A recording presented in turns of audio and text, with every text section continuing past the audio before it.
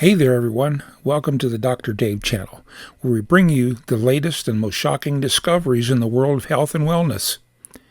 Today we have something that will definitely blow your mind, a search for small intestine bacterial overgrowth that yields 0 results for oral bacteria. Yep, you heard that right. We're going to shed some light on this issue and give you some answers. Oh, wait a second. It looks like there's been a flag on the field. That's right. I've thrown a penalty flag at small intestine bacterial overgrowth. All of these websites violate the tenets of health. No single part of the body can be understood except in relation to the whole. No part of the body can be isolated from its relationship to other parts of the body. And finally, no part of the body can exist only in and of itself. How is the mouth not connected to the small intestine?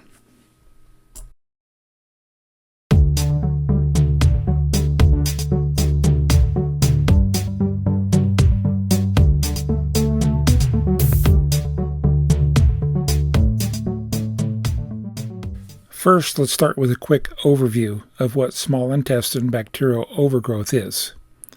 Also known as SIBO, it is a condition where there is an excessive amount of bacteria in the small intestine, leading to various digestive symptoms such as bloating, abdominal pain, and diarrhea. Many studies have been conducted on SIBO, as you can see from our screen share, and it's widely speculated that the bacteria responsible for SIBO are moving up against the flow of the digestive tract from the large intestine. However, what about oral bacteria? Can they contribute to SIBO?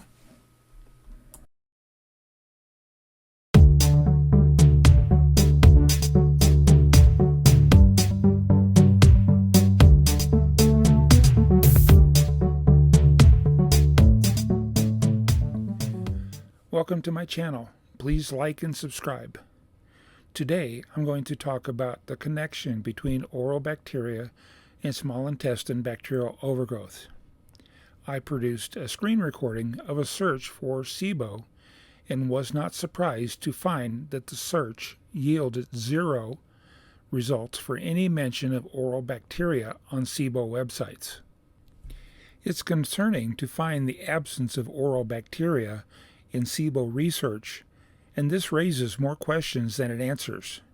As a researcher and health enthusiast, I believe that it's important to delve deeper into this issue and find the missing pieces to this puzzle. I wonder why SIBO specialists haven't mentioned oral bacteria in their research or treatment plans. I am left wondering if they are merely copy and pasting previous research rather than conducting their own independent studies on SIBO.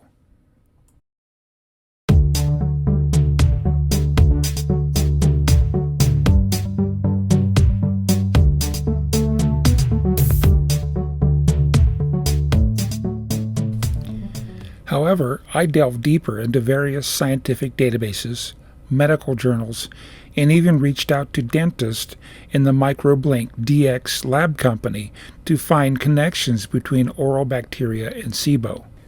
By searching small intestine bacterial overgrowth, SIBO, and oral bacteria, the results showed 45 out of 94 websites discuss the impact of oral bacteria on SIBO.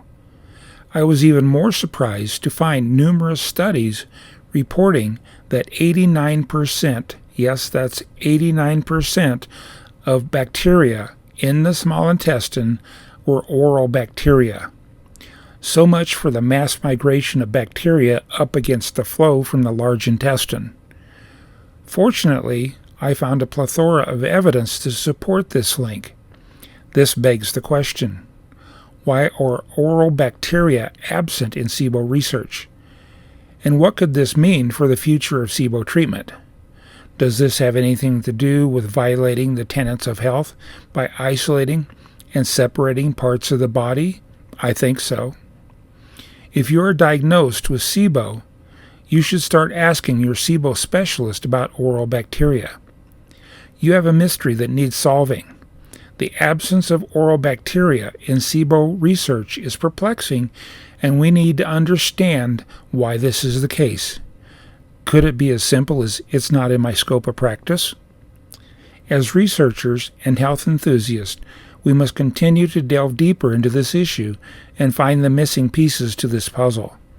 We hope that in future, SIBO specialists will take a closer look at the role of oral bacteria in the development and treatment of SIBO. Please like and subscribe.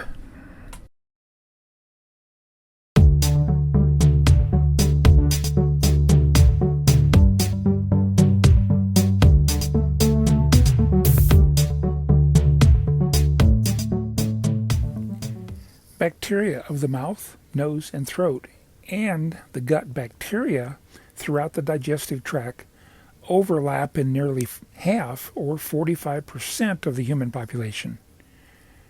Transfer of oral bacteria to the gut is therefore common. Members of the oral and oropharyngeal microbiota reach the stomach through swallowed saliva, nutrients, and drinks, and are able to spread systemically by entering the blood through bleeding gums. In those experiencing SIBO, studies are reporting 89% of the microbes in the duodenum or small intestine are from the oral cavity.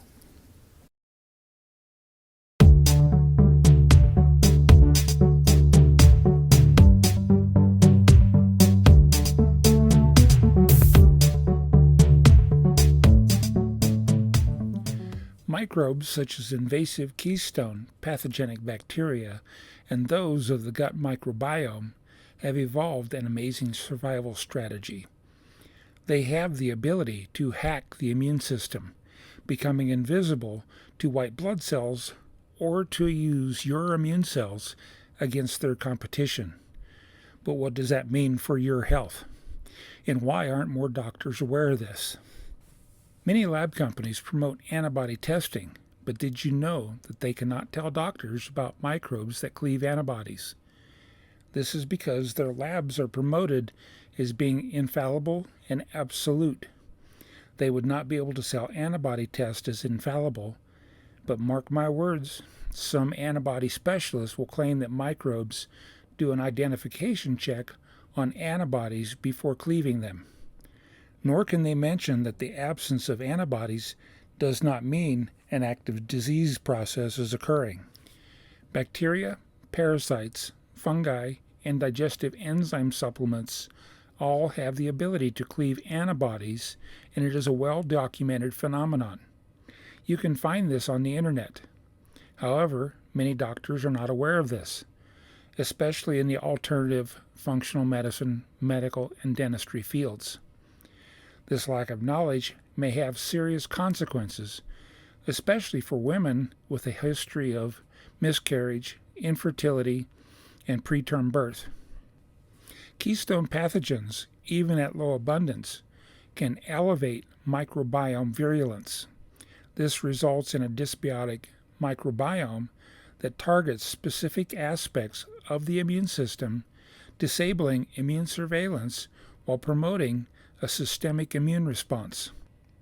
This can have a major impact on your health, as our immune system is our body's defense against illness and disease. After invasive keystone pathogenic bacteria modify your microbiome, their numbers may be well below the antibiotic threshold reported on labs such as the MicroBlink DX. But of course, the appropriate antibiotics would be beneficial. I know I said the word antibiotics and that they would be beneficial. And I know many are panicking with the mention of antibiotics, rightly so, because of past antibiotic misuse. We now know that when invasive keystone pathogenic bacteria reach a quorum-sensing status, they develop a commensal beneficial relationship with Candida. However, now studies are reporting this commensal relationship between bacteria and Candida is broken 30 days after antibiotic use.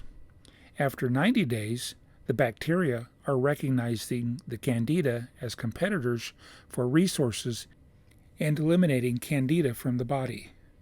Microbes may be tiny, but they have a big impact on our health, and it's time for doctors to become more aware of the dangers of invasive keystone pathogenic oral bacteria and their importance to a healthy microbiome. If you're someone who's been diagnosed with SIBO or is experiencing symptoms, I encourage you to speak to your doctor about the possibility of oral bacteria playing a role in your condition. It's important to have an open and honest conversation with your healthcare provider to explore all possible treatment options. If you're dismissed or on a never-ending treatment protocol, I invite you to contact me for a consultation and getting a MicroBlink DX test kit. For those wanting more information, you can enroll in the Oral Gut Pathogenius workshop so you can better explain to your doctor the connection between oral bacteria and SIBO. I also invite doctors and SIBO specialists to take a closer look at the potential link between SIBO and oral bacteria.